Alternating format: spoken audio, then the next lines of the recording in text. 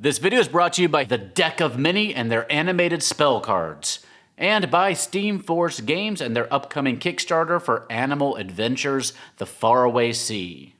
Hello and welcome to The Gallant Goblin. Today we have the latest unpainted PC and monster minis for Pathfinder from WizKids. Many thanks to them for sending these to us to review with you.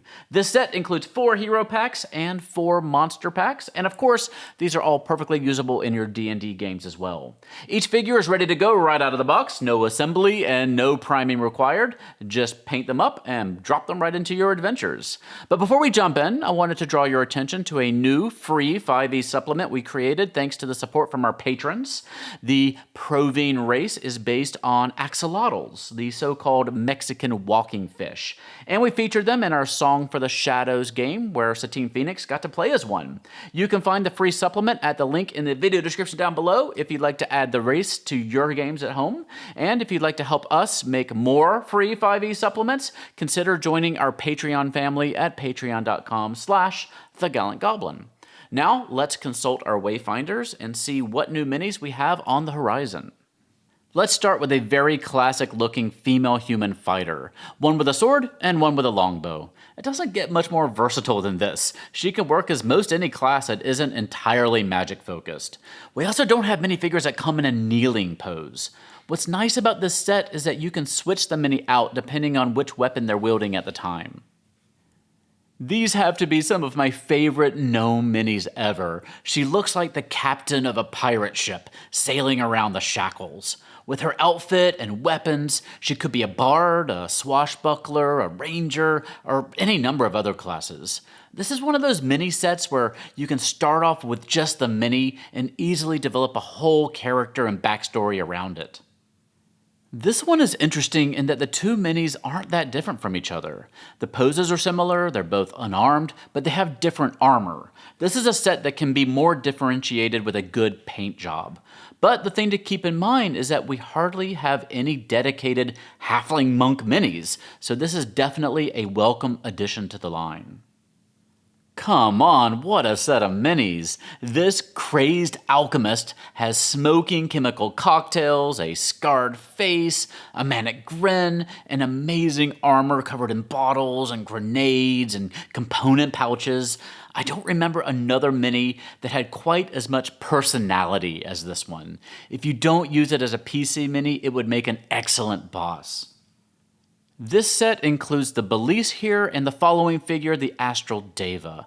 Belises, or Confessor Angels, look a little intimidating with their fiery wings and eyes, but they are neutral good angels who help mortals who find themselves in moral dilemmas. They help guide mortals to their own answers rather than impose their own morality upon them. They're usually formed from the souls of those who committed evil acts but who found redemption. Their 8th level stat block is in Bestiary 1. Astral Devas, or Emissary Angels, are the helper angels for the higher level Celestials. They're couriers, scouts, and guards. They're usually seen carrying their scrolls on some sort of sacred mission. They're created from the souls of especially good mortals. They can also be created directly by a god, in which case they'll look somewhat like their deity, so they'll look dwarven if created by Torag, or they'll have hair of fire if created by Sarenrae. If they're created by Desna, they may have butterfly wings instead of the usual angelic wings. They have a level 14 stat block in Bestiary 1. Brain Collectors are alien aberrations from far beyond what will eventually be known as the Pact Worlds. They're part of the Dominion of Black, a conglomeration of hostile aliens. The Collectors harvest the brains of living creatures for study and to power their occult magics. You can severely hamper a Brain Collector by destroying the brains it's accumulated in blisters around its body. It has a level 8 stat block in Bestiary 1. It's on a large size base, and it comes with separate little covers for the brains that you can attach yourself. I just decided that centipedes are kind of gross. There must be something in the water on Golarion that allows just about every creature imaginable to grow to just about completely unreasonable sizes. The giant centipede here is a relatively harmless creature that might be found just about anywhere, really. Sometimes tribes of goblins, kobolds, and mitflits have been able to train them as guardians. They are level -1 animals found in Bestiary 1. What do an Astral Deva, a Brain Collector, and a Giant Centipede have in common? Search me. There's no real rhyme or reason that I can discern about why these particular monsters were chosen for minis beyond the fact that they're all included in Bestiary 1. It's possible that they all feature in a particular adventure path, but that information is a little bit more difficult for me to track down. But the minis certainly look really cool, and that's one thing they do have in common. The PC minis bring a mix of the generic and classic to the very specific and eccentric. Something for everybody. These are all excellent candidates for some really interesting paint jobs too.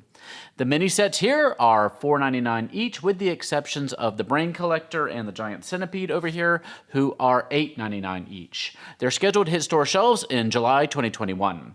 Let me know what you think of them and which is your favorite in the comment section down below. Many thanks to Hit Point Press and their brand new sets of animated reference cards. I never play D&D without my deck of mini reference cards anymore.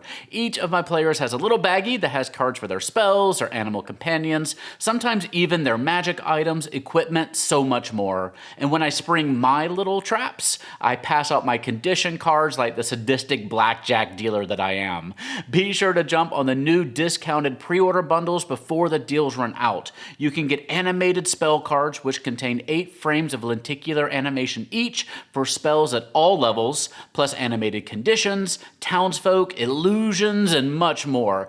Go get your deck of mini animated 5e reference cards today at animatedspells.com. This video was also brought to you by Steamforged Games and their upcoming Kickstarter for Animal Adventures: The Faraway Sea. This new book in the Animal Adventures line will greatly expand your playable awakened animal options with some fantastic new choices. And with the talented mini designer Russ Charles involved, you know there's going to be a dragon's horde of amazing new minis. Click the link in the video description down below there to sign up to be notified when the Kickstarter launches on July 20th. And don't miss out on the Kickstarter exclusive Baby Kraken Mini. That's Animal Adventures: The Faraway Sea. And thank you for watching today. Don't forget to join our Patreon family at patreon.com/thegallantgoblin. You can also check out our new shirts and other merch at gallantgoblin.com/shop. Liking the video here helps other people find us, and be sure to subscribe so you don't miss out on the latest TTRPG goodness. Often this is the first place you'll see some really cool upcoming stuff. You can also join us on Twitter, Facebook, and Instagram. For now, stay safe, have fun, love each other, and I'll see you next time at the Gallant Goblin.